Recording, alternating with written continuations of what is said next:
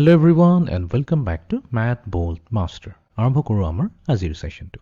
তো এতিয়া লাষ্ট সেশনত আমি এটা বহুত ইম্পৰ্টেণ্ট বস্তু শিকিছিলোঁ। আমাক যদি এটা মিক্স নাম্বাৰ দিয়া থাকে, তো মিক্স নাম্বাৰ এনেকুৱা ধৰণৰ নাম্বাৰ য'ত হোল নাম্বাৰ থাকিব আৰু য'ত আমাৰ হোল নাম্বাৰ থাকিল, যেনেকৈ ফৰ এক্সাম্পল 5, এইটো এটা হোল নাম্বাৰ আৰু লগতে লাগি থাকিব এটা ফ্ৰেকশ্যন 1/4। তো এইটো হৈ গৈছে এটা ধৰণৰ মিক্সড নাম্বাৰ।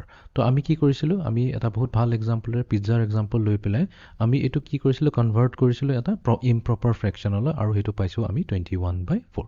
তো এইটো কেনেকৈ 21/4 হৈছে, এইটো অলৰেডি আমি প্ৰিভিয়াছ ভিডিঅ' ছেশ্যনটোত কভাৰ কৰি থৈছোঁ, তাতে গৈ পেলাই চাই ল'ব পাৰা। এইটো হৈছে এটা ইমপ্ৰপাৰ ফ্ৰেকশ্যন। ইমপ্ৰপাৰ ফ্ৰেকশ্যন এই কাৰণে হৈছে বিকজ তাৰ যোনটো ডিনমিনেটৰটো হৈছে, ডিনমিনেটৰ হৈছে 21, আৰু 21টো জানো আমি 4তকৈ ডাঙৰ হয়। যেতিয়া নিউমাৰেটৰটো 21 হৈছে, যেতিয়া নিউমাৰেটৰ ডিনমিনেটৰতকৈ ডাঙৰ হয়, তেতিয়া আমি পাওঁ এটা improper fraction.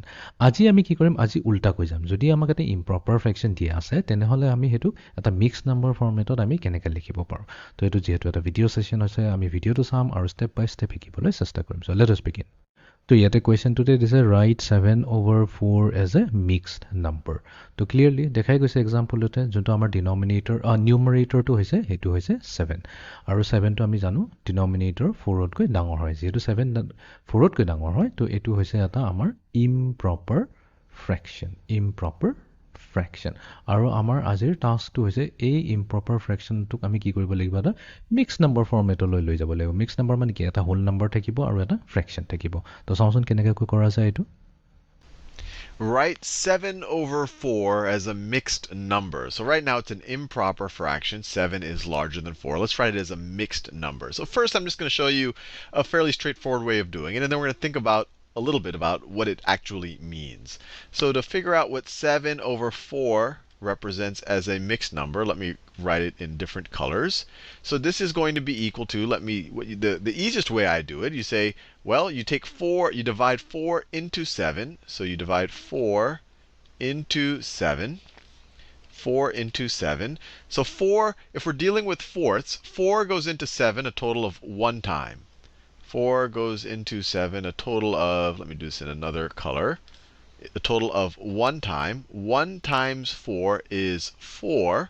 And then what is our remainder? 7 minus 4 is 3. So if we wanted to write this in plain, well, let me just do the problem, and then we'll think about what it means in a second. So you see that 4 goes into 7 1 time. So you have 1 whole here. You have 1 whole.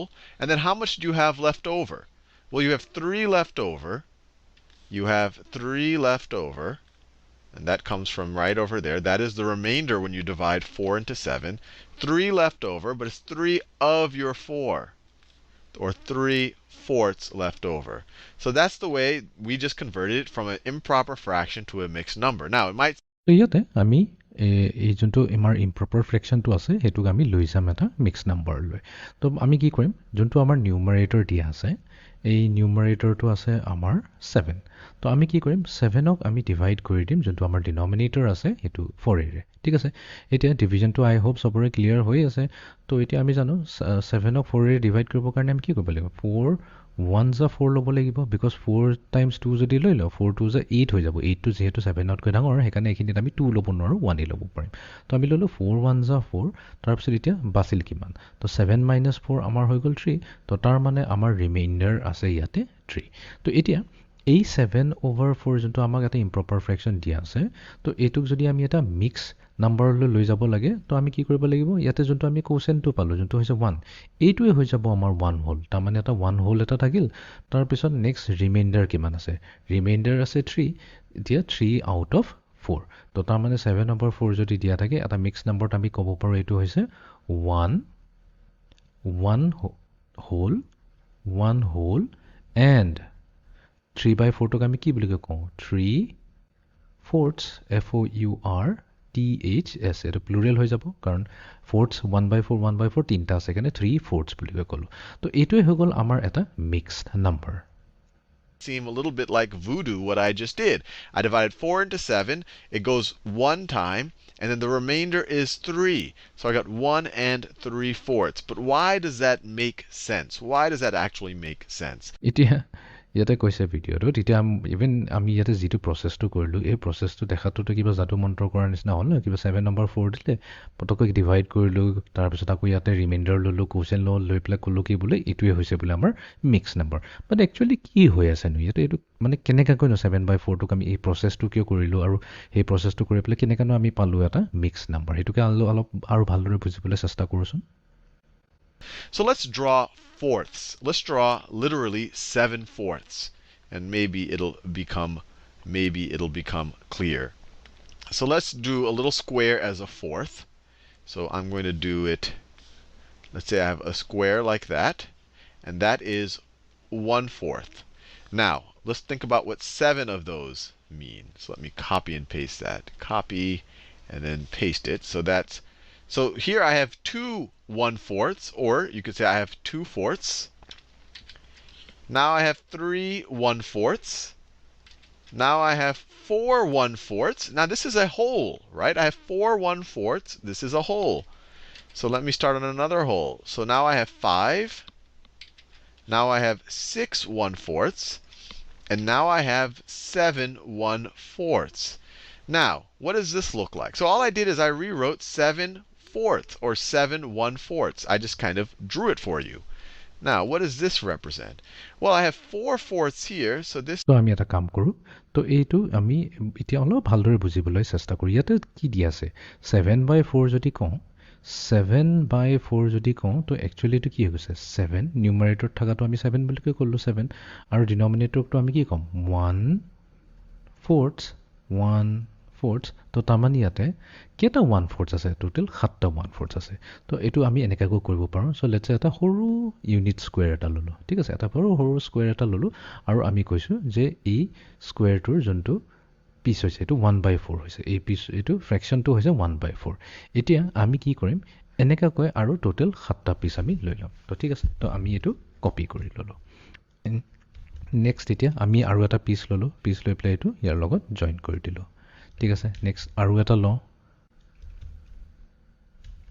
ঠিক আছে তো এইটো ইয়াৰ লগত join হৈ গ'ল তাৰপিছত এইটো হৈ গ'ল 4 নম্বৰ 1/4 ঠিক আছে এতিয়া আমিতো জানো এইটোতো আমাক কি দিব এইটোতো গুটিটো এটা আমাক দি আছে এটা 1 হোল এইটোৱে দি আছে 1 হোল বিকজ 1 হোলত আমি যদি 4টা ভাগ কৰি দিওঁ ইচ ভাগটো কি হ'ব 1/4 1/4 1/4 হ'ব তো সেইটোৱে সেইকাৰণে আমি 4টা 1/4 যদি জইন কৰি দিওঁ এটা 1 হোল পাই যাওঁ বাট আমাৰ তাত ষ্টিল কেইটা থাকে আমাৰতো 7টা 1/4 লাগে আমি 4টাহে ল'লোঁ তো আমাক লাগিব আৰু 3টা ঠিক আছে তো বাকী 3টাখিনিও আমি লৈ লওঁ তো এইটো হৈ গ'ল 1 তাৰপিছত এইটো হৈ গ'ল আমাৰ 2 তাৰপিছত আৰু এইটো হৈ গ'ল আমাৰ 3 তো ইয়াতে হৈ গ'ল আমাৰ এতিয়া টোটেল 1 2 3 4 5 6 7 7টা 1/4 পিচ আছে ঠিক আছে This is 4/4.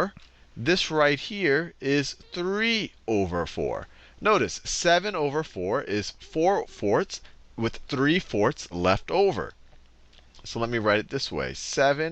তো এতিয়া 1 হোল কওঁ আমি এইটোক 1 হোল বুলি কওঁ অৰ যিহেতু আমাৰ 4টা পিচ আছে তো এইটোক আমি 4 1/4 বুলি কওঁ কথাটোতো একেই হৈ যায় 1 হোল কওঁ বা 4 1/4 লেটছ এটা কাম কৰোঁ 1 হোল বুলি কৈ এতিয়া নকওঁ 1 হোললৈ আহি আছোঁ তো যিহেতু আমাৰ ইয়াতে 4টা 1/4 আছে তো আমি 4 1/4 বুলি কৈ ক'লোঁ আৰু কেইটা বাচি আছে প্লাছ আৰু ইয়াতে কেইটা 3টা 1/4 আছে তো আমি ক'ম 3 1/4 3 1/4 প্লুৰেল হয় এইটো 4 1/4 প্লাছ 3 1/4 ঠিক আছে এতিয়া 4 1/4 কওঁ বা 4/4 কওঁ এইটোতো একেই কথা এইটোতো জাষ্ট আমি ৱৰ্ডত লিখিলোঁ 4 1/4 বুলি কয় বা লিখিমতো আমি মেথামেটিকেলি 4/4 বুলি কৈ লিখিম এইটোৱে হৈ গৈছে 4/4 প্লাছ আৰু এইফালে আছে 3 1/4 তো 3 1/4 মানে হৈ গৈছে আমাৰ 3/4 এতিয়া আমি জানো 4/4 কওঁ বা 1 হোল বুলি কওঁ কথাটোতো একেই হৈ যায় তো আমি 4/4 নকৰি পেলাই 1 হোল বুলি কওঁ ঠিক আছে ইয়াতে এটা প্লাছ চাইন এটা আছে এই প্লাছ চাইনটোক আমি কি কওঁ মেথামেটিকেলি যদি আমি প্লাছ চাইন বুলি কওঁ তেনেহ'লে আমি এইটো ইংলিছত এণ্ড বুলি কৈ লিখোঁ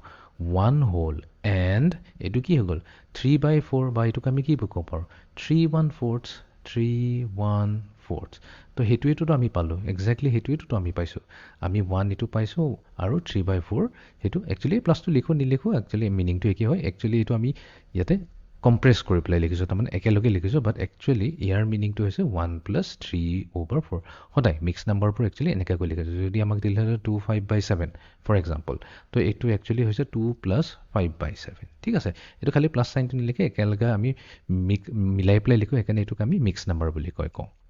ঠিক আছে, তো আমি এক্সেক্টলি সেইটোৱে পাইছোঁ, 1 whole and 3/4, তো এইটোৱে হৈ গৈছে আমাৰ আনচাৰটো। Over 4 is 4/4 with 3/4 left over. Now, what is 4/4? What is 4/4? 4/4 is 1 whole. So you have 1 whole with 3/4 left over. তো সেইটোৱে আমি পাইছোঁ, 4/4 কওঁ বা 4/1/4 কওঁ বা 1 whole কওঁ, এক্সেক্টলি ছেইম টু ছেইম হয়। আৰু যদি আমি ফিগাৰত বুজিবলৈ চেষ্টা কৰোঁ, সেইটোতো আৰু ইজি হ'ব। তো এইটো হৈ গৈছে আমাৰ গোটেই ডাঙৰ হোল স্কুৱেৰটো, গোটেই ডাঙৰ স্কুৱেৰটো, আৰু সেইটোক আমি কি কৰিছিলোঁ, 4টা পাৰ্টত ডিভাইড কৰি থৈছোঁ। ইচ পাৰ্ট হৈছে 1/4 1/4। আমি গোটেইকেইটা পিচ যদি লৈ লওঁ, গোটেই 4টা পিচ লৈ লওঁ, সেইটোতো আমাক 1 wholeই দিব। So you end up with 1 and 3/4. So that is the 3/4 part, and that is your 1 whole. Hopefully that makes sense, and hopefully you understand why it connects. Because you say, well, how many wholes do you have? When you're dividing in the 4 into the 7 and getting the 1, you're essentially saying how many wholes? How many? So the number of wholes. Or, you can imagine the number of whole pies. And then how many pieces do we have left over? Well, we have 3 pieces, and each piece is a fourth. So we have 3/4 left over. So we have 1 whole pie and 3 pieces, which are each a fourth left over. তো finally আমি actually কি কৰোঁ, ইমান দীঘলীয়া process দি যেতিয়া বস্তুটো যদি clear হৈ যায়, আমি সদায় এই চিম্পল মেথডটো ইউজ কৰোঁ। ইয়াতে কি কৰিছোঁ, আমি যেতিয়া ডিভাইড কৰি আছোঁ 7ক 7ক 4ৰে ডিভাইড কৰি আছোঁ, তাৰ মিনিংটো আমি এইটোৱে ওলাব বিচাৰিছোঁ যে 7ত এটা হোল কিমান সোমাইছে, 4ৰ কিমান হোল সোমাইছে। তো সেইটো আমি কৈছোঁ যে 4 পাৰ্টছৰ এটা পূৰা হোল সোমাইছে, সেইকাৰণে ইয়াতে 1টো আহিছে, আৰু বাকী 3টা সৰু সৰু পিচ থাকি গ'ল। তো এইটোৱে হৈ গৈছে আমাৰ প্ৰচেছ, যোনটো এটা যদি আমাৰ ইম্প্ৰপাৰ ফ্ৰেকশ্যন দিয়া থাকে, সেইটোক আমি ইজিলি এটা মিক্স নাম্বাৰলৈ লৈ যাব পাৰোঁ। তো এইটো আছিলে আমাৰ আজিৰ ছেশ্যনটো। So' see you in the next session. Thank U.